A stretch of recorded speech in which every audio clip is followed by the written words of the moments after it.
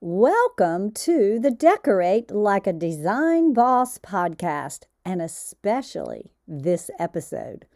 So many of you message me and or email me asking me for the perfect neutral. And today I am happy to report that I have some relevant information about this very topic right here on this episode. So, if you're looking to up-level your neutral, well, tune in.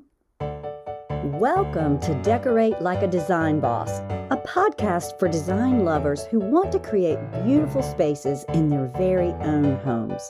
My name is Kimberly Grigg, and I'm a professional interior designer who teaches design lovers like yourselves how to decorate. And when I say decorate, I mean decorate like a design boss.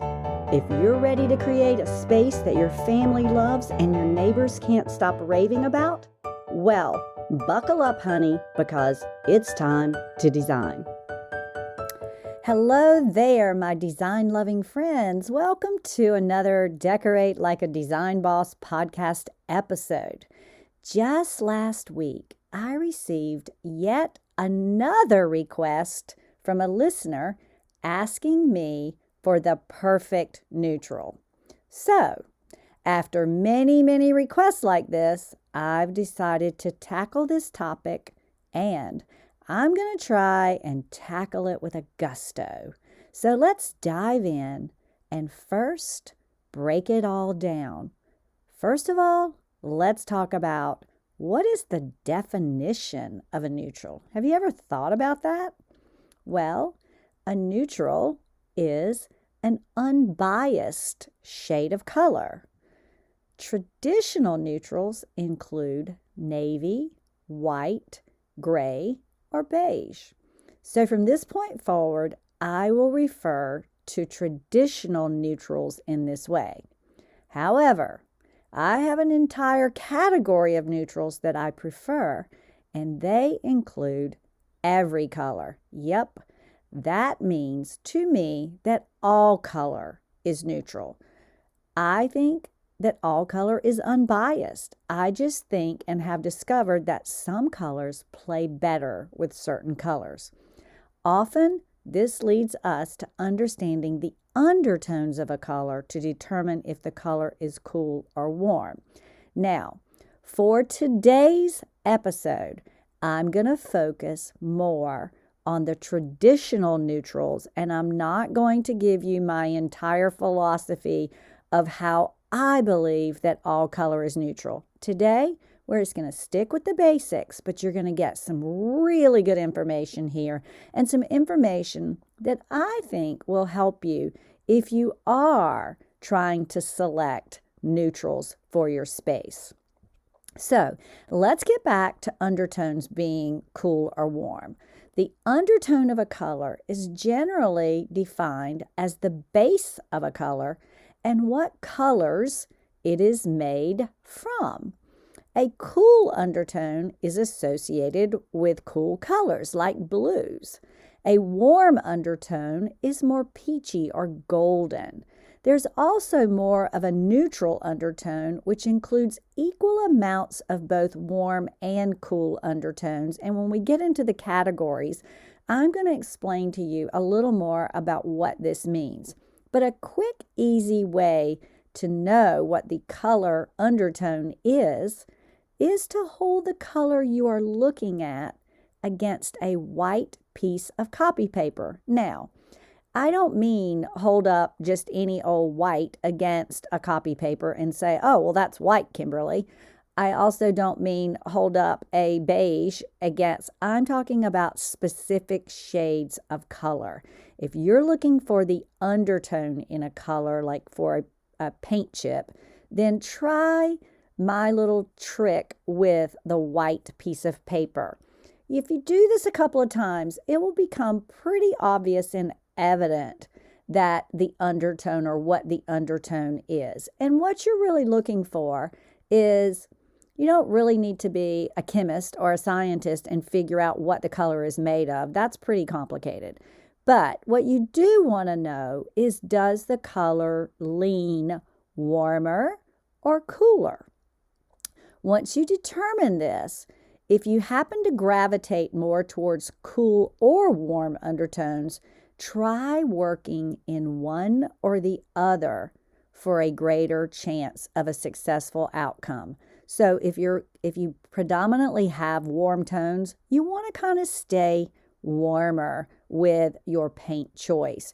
If you have a lot of cooler tones, like throughout your home, you'll want to go with cooler undertones in your paint color. So this can get a little tricky, but it's a good rule to follow. If you're trying to mix up warm and cool, well, that is a lot more complicated. But I'm going to tell you a little bit about how to do this. So, can you mix colors with varying undertones? Yes, the answer is yes, of course. However, it's just trickier and it's more difficult. A good rule to follow when you're mixing undertones is to stay in a general color undertone and add the opposite undertone with a splash of color. Another way to be successful at mixing undertones is to actually drown the existing undertone. Let me give you an example because I don't want to lose you here. So I have in my own home Brazilian cherry wood floors. They're throughout my home except in the bedrooms. And if I were selecting today, I probably wouldn't go with these floors, but they came with the house and they are absolutely beautiful, but they're a bit too red and warm for me. Now, if you aren't familiar with Brazilian cherry, it is a golden red, warm wood material. My home is filled with blues and other cool tones. How did I achieve harmony? Well, first of all, I am experienced in working with color. And secondly, it has been tricky. And I don't advise you to do this if you aren't experienced in color. You'll just get confused. You'll wonder what's wrong, and you won't quite know how to fix it. So I say that it's best to work in either warm tones, and again, you can add in a splash of something cool, or work in cool tones, and you can add in a splash of something warm. So the color temperature in my home is pretty intense, and this truly helps to balance the warmth of those floors, as does a few rugs that were strategically selected and placed to not fight with the floors, but to work with them and to cover them up. So, and I don't mean totally cover them up, but I think you get the gist of it, that it does downplay the warmth in those colors, allowing me to really work in the colors that I want, which are more of the blues. So now let's get back to the meat of the matter. Now that you understand the principles of finding a perfect neutral, let's move on to some perfect neutrals in each of the categories. But I do have one more word on how to get a neutral right in your space. So I want you to try out these suggestions before you take the plunge. Here we go. First, always sample the color that you're considering in your own space, as light is different for everyone, and light does matter when trying to select the perfect color. Specifically today, I am talking about wall color, since this was the listener's question, and not color in general. So bear this in mind as I go through this. And remember, what looks good in one person's home doesn't always look good in yours. You really have to assess the light source, and you have to create samples so that you don't make mistakes. Now, this is super important, and this is very important when you're trying to decide whether to work in warms or cools. So I want you to consider what I call the elephants in a space. And these are the things that you must work with. What I mean is, if you have something large and prevalent in a space, like a warm stone fireplace, and you're not planning to replace it, then you might have to consider a warmer tone of color that you're considering for your walls. Otherwise, you're kind of in a fight between cool tones and then the warmth that stone material is providing. Plus, this is a very large piece in your space. Most colors do have warm and color tones within a color family. The same goes for furniture that is going to remain in the space. If it's predominantly cool in tone, but you add warm color, there's a chance that you're going to need a lot of blending. So, all right, I hope that makes sense to you. You want to think in warm and cools. You want to assess the elephants in the rooms and determine, are they warmer or are they cooler? I want to give you one more little example before we get into specifics, but it goes like this. So let's say that you do have that warm, like fireplace that's stone. Well, let's say you have your heart set on white. Okay, I'm good with that. It's trending right now. It kind of has the farmhouse feel, and that has been prevalent for a little bit. So, but the fireplace is very, very warm. Can you use white with it? Yes, you can. You just want to use a warmer white. That's where your little white piece of paper comes in, because there are warm whites, cool whites, and what I refer to as neutral whites. So let me explain. Let's just dive into the whites. In today's world, everyone is doing white. So from farmhouse looks to fresh French white, it's a trend that is probably here to stay in some ways. So here you go. My favorite warm whites, and these have a little yellow in their mixtures. So the first is Benjamin Moore OC 17. It's called White Dove. White Dove is a really beautiful white. In fact, I have a lot of it for trim throughout my house. I specify it a lot. It's a very safe white unless you put it against cool undertones. And if you do this, White Dove can end up looking like yellow teeth. So you got to be careful.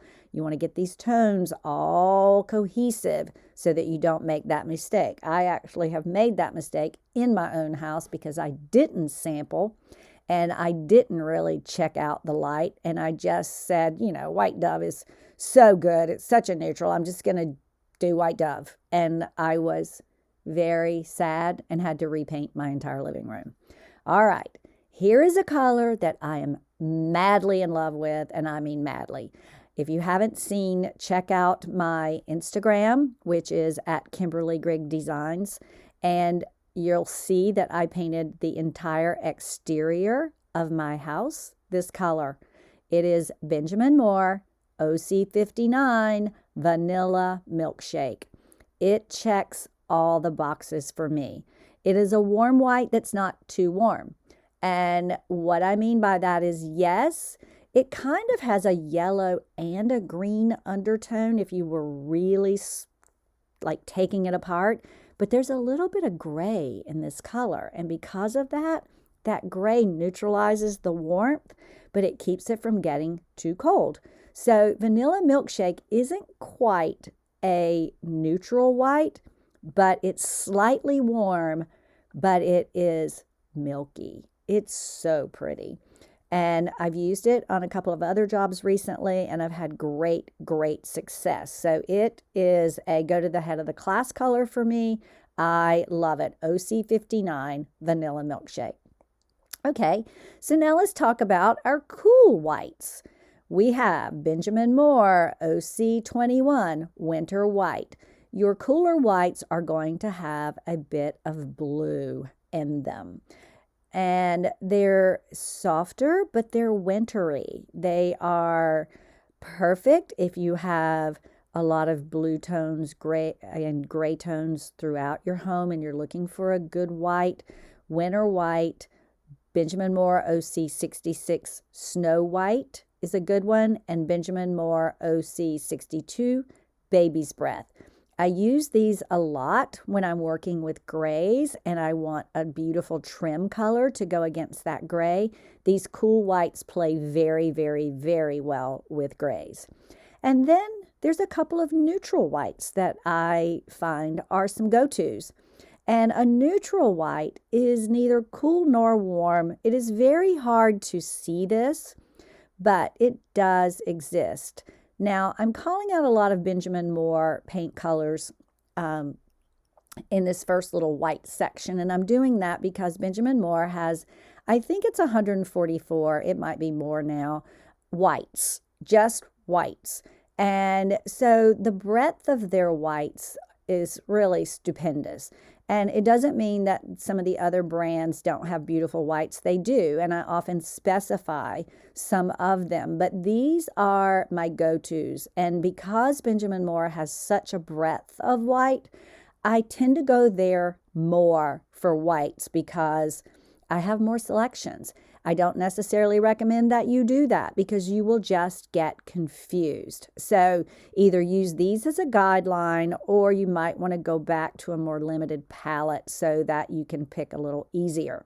Now, in my neutral whites, I have Benjamin Moore OC64, which is pure white. It is about the closest you can get to white. I caution you in using this on walls as it can look a little sterile, but it is a beautiful trim color when you need a crisp, clean trim color.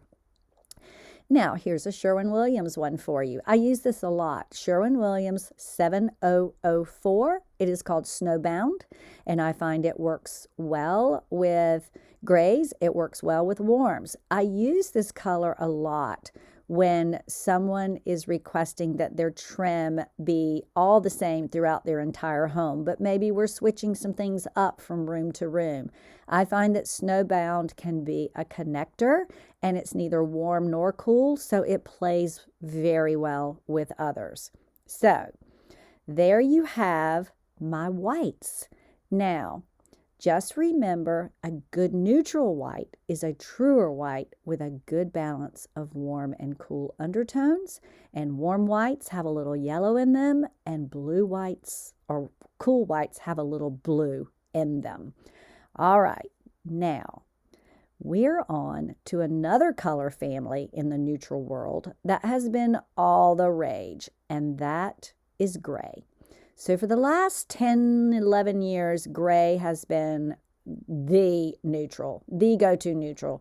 Anyone who had taupe, beige, all of that have moved on to gray. And, you know, it is a trend, I'm just going to say. And we are on the tail end of the gray trend. So if you are just starting your decorating process and you don't necessarily love gray, but you select gray, because that's what everyone has and that's what's trending, well, just know that it's gonna soon start to be a little dated, and that might not matter, especially if you love gray. If you love gray, then pick a neutral from the gray family. I say follow your heart, not the trends, but there are plenty of gray lovers out there, and if you love gray, have gray forever. I've learned and specified a lot of gray over the years, or I've learned about a lot of grays and specified a lot of gray over the years, and there are definite distinctions in the gray category. So, just like in the whites, we have good warm grays, we have cool grays, and then we have neutral grays, and the same things apply. The warmer grays actually have, to the regular eye, it appears that it has more, they have more brown in them. And the cool grays have a little more blue in them. And the neutral grays have a combination. So in this category, when I'm selecting grays, I go to Sherwin-Williams. I love their grays. They're really easy to work with.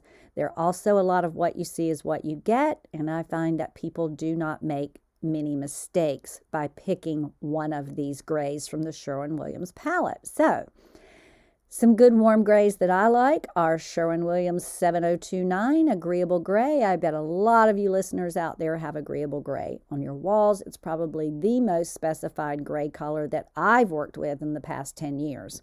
Another good one, and is definitely should receive honorable mention because it's right up there with Agreeable. It's just not quite as popular, but 7030, a new gray. Very good color. Very easy to work with. Sometimes these warm grays or neutral grays that I'm going to tell you about can keep you a little warmer. So when the trends change back, that you're not constantly painting and changing everything up. So just kind of tuck that, keep it in the back of your mind, and then let's talk about a couple of cool grays. All right. This color is so sexy. I love using this color in bedrooms. It's just sexy. And it is Sherwin-Williams 6233 Samovar Silver. Samovar Silver is a gray with a hint of blue. And if you put a sheen on that color, oh my gosh, it looks like a glass slipper. It's so pretty. And you do want to test this color, because it can go bluer on you than you hope. And I have seen it in large spaces with tall ceilings, and you'd be surprised at how the reflection of the color changes all during the day between this bluey gray, bluey silver. It's really, really pretty. Another gray that I use a lot, that's a cool gray with just a wisp hint of blue, is Sherwin-Williams 6232 Misty. Always turns out nice. I often use this when I'm going to paint a color.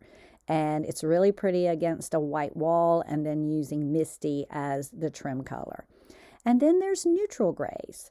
And for neutral grays, 7023 by Sherwin-Williams, Requisite Gray is a wonderful, easy, middle-of-the-road color.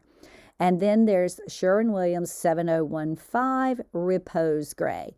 Repose Gray, both of these colors are fairly light and can, in some lights, turn out to feel like a little bit of a grayed down white. And so they really, really are very soft neutral. If your room gets flooded with light, these may not be strong enough for wall colors, but I have often used both of them as trim colors, so that still come off reading as rather white. All right, well, that tackles the grays, and now we're on to the beiges and taupes. Beiges are timeless. They're also safe. And here are some of the best beiges I've worked with. So here we go.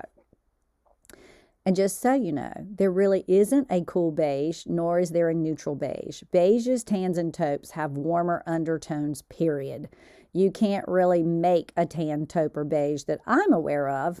Maybe it's out there and I just don't know about it. That really is cooler or completely a neutral beige. Instead, most of these are made with some sort of golden formula or yellow formula from the beginning. And here's some favorites, and they range a little bit. But Sherwin-Williams 0050 Classic Light Buff, wonderful color. Barely has a hint of beigey, goldy undertone to it, but it reads fairly neutral white.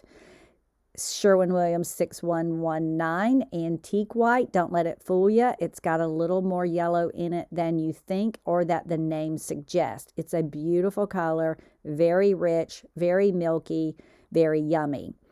Then I also find that Benjamin Moore has some great beiges, and Benjamin Moore OC1 is called Natural Wicker. Lovely color. Very, very easy to work with.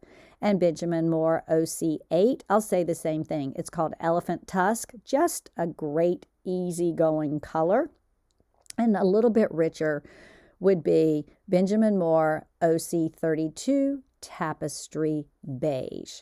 So now I want to share with you some of my favorite off the beaten path neutrals Colors that you might not even think of as neutrals, but ones I use as neutrals often, especially when I want a little color on the wall.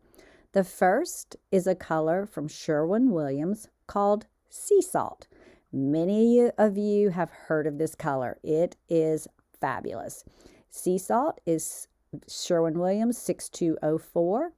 Another is from Benjamin Moore, and it's a wonderful greenish, grayish taupe. Sounds kind of ridiculously weird, but it's such a great color. It's Benjamin Moore OC 56, and it's called Moonshine. I have used this color so many times. It kind of has a little greenish cast here and there. It also, though, has a taupish cast.